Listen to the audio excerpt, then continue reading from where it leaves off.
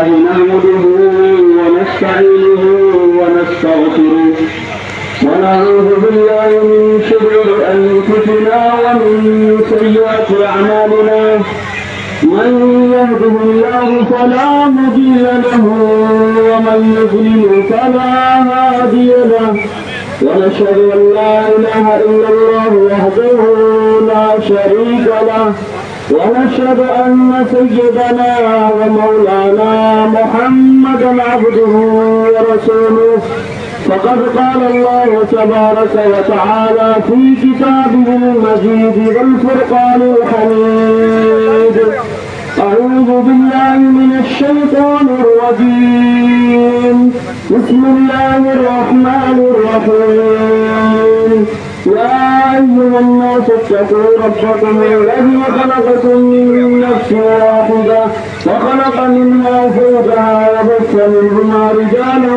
كثيرا ونساء واتقوا الله الذي تساءلون به والأرحام إن الله كان عليكم رقيبا وقال تعالى يا أيها الذين آمنوا اتقوا الله وقولوا قولا سديدا يصلح لكم أعمالكم ويغفر لكم ذنوبكم ومن يطع الله ورسوله فقد فاز فوزا عظيما وقال تعالى يا أيها الذين آمنوا اتقوا الله حق تقاته ولا تموتن إلا وأنتم مسلمون صدق الله العظيم قال النبي صلى الله عليه وسلم النكاح من سنتي وقال فمن رغب عن سنتي فليس مني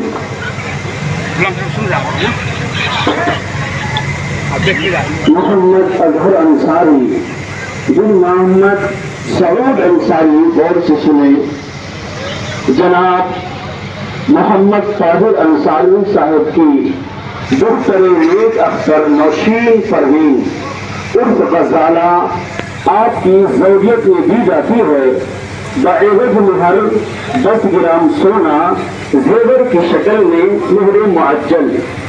ان میں پہلے گواہ کی حیثیت سے ہیں جناب محمد سہراب انور صاحب عرف آرزو بن حاجی مرزا علی صاحب محلہ باقر گنج مومنٹولہ لہریہ سرائے دربھنگہ.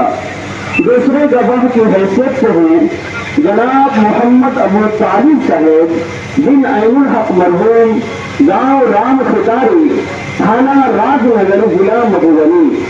میں بحیثیت وکیل اور قاضی مفتی سفیان نبی تقروی امام و خطیب مسجد باقر گنج مومنٹولہ لہریہ سرائے دربھنگہ اور تمام شرکائے مجلس کی موجودگی میں آپ نے نکاح قبول کیا؟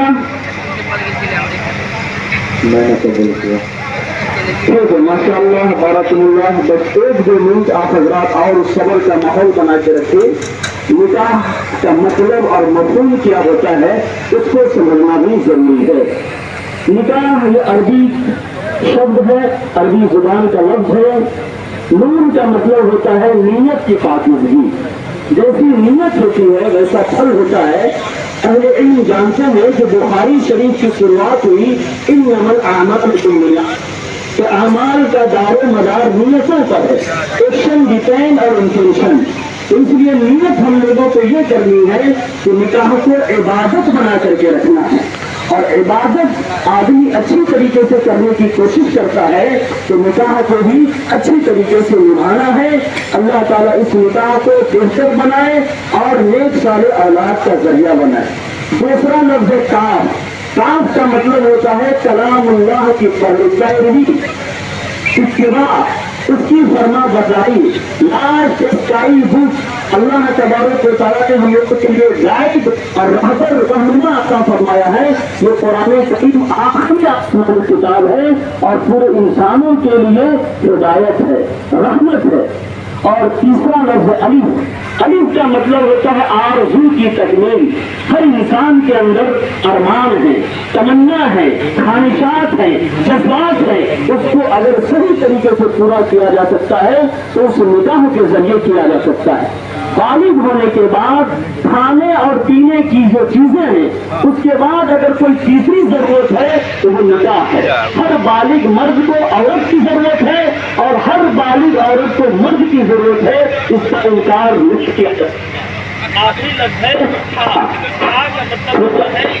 حق بات کرنا ہے اور حق بات کی تعریف کرنا. خدا نے اپنے سے عجب نقشہ بنایا ہے. کہیں پیدا کیا دلہا کہیں دلہا بنایا. یہ جوڑی عرش اعظم سے مقرر ہو کے آئی ہے. خدا نے اپنی قدرت سے ان دونوں کو ملایا ہے اور یہ ایسی مجلس ہے جس پہ ساری دنیا ناز کرتی ہے. یہ ایسی مجلس ہے جس پہ ساری دنیا ناز کرتی ہے. یہاں سے زندگی اپنا سفر آغاز کرتی ہے. تو نکاح کے بعد ایک نئی زندگی کی افتتاح ہوتی ہے, شروعات ہوتی ہے. تو اس زندگی کو اگر اللہ کے حکم کے مطابق گزاریں گے تو انشاءاللہ یہ زندگی بہتر ہوگی.